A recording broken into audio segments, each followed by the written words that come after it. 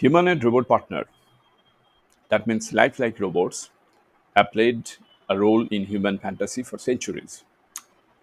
From ancient Greek myths and legends to modern science fiction and fantasy novels, movies, and TV shows, these machines have captured our imaginations and sparked our curiosity. Welcome to Denslet, a channel for intelligent and curious people like you. And we are, of course, you can guess, we are going to talk about human fantasy today with our human and robot partners. And of course, sometimes we may call it sex robots. But before we proceed, let me tell you a few things. Like, if you have not subscribed yet, please subscribe. It means a lot to me.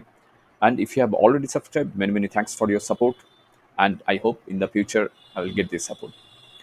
Finally, although I talk about human sexuality, sex robots, but there is no vulgarity in this channel. And believe me, I don't promote any kind of vulgarity. On the contrary, I always against any type of vulgarity that I don't promote through my channel by any kind of explicitly demonstrating, displaying, describing any explicit content. No, never. So we can come back to our topic: human fantasy, sex robots, and many more things.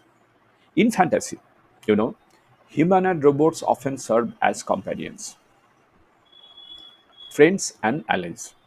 But unfortunately, one side is missing here, that is the dehumanization of sexual acts, that is sexual objectification, which I am against from the very beginning.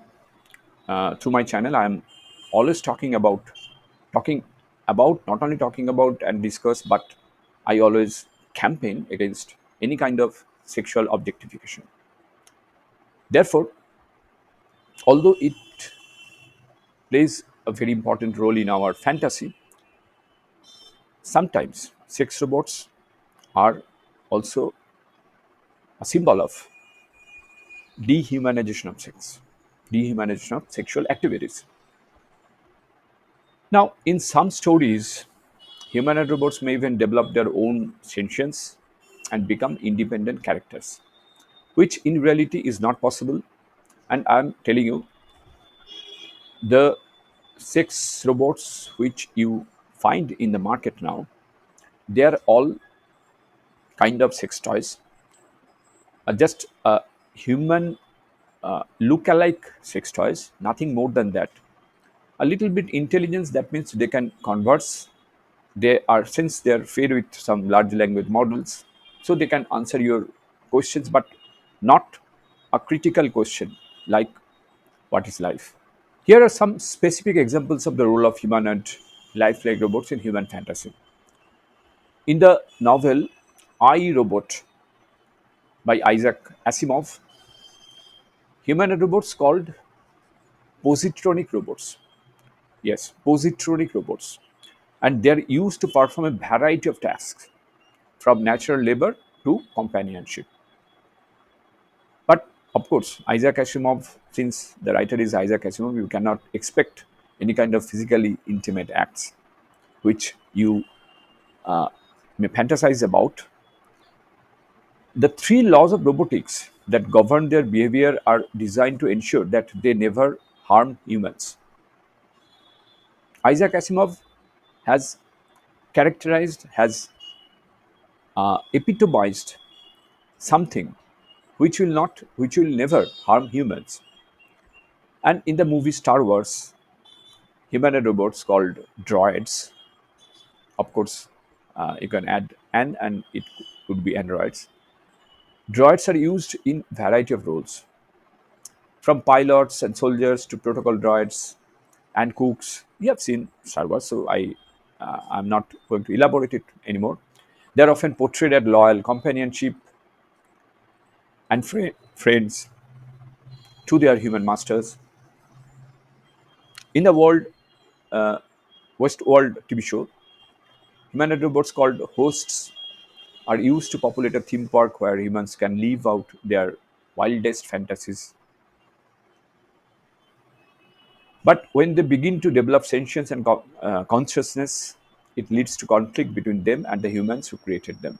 Of course, in reality, that is our main concern because artificially general intelligence, artificial general or AGI, which promises us that there will be sentience, there will be consciousness in humanoid robots, and that is a really big concern because in that case, artificial into AI will take decisions autonomously, and they will create robots, and they will take decisions.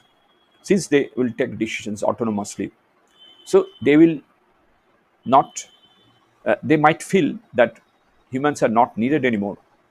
Therefore, the extinction is possible. Human extinction is possible. Therefore, a lot of things we need to take care about. So, fantasy is fantastic. Fantasy about humanoid robots are fantastic thing to think about. But and at least for the physically intimate action involved, that is fantastic. But not in other fields. And I am totally against it because again I repeat, I cannot think that ChatGPT are educating our children. That is that we cannot accept. Rather, we should not accept. Thanks for watching. Thanks for your time, and stay safe and take care.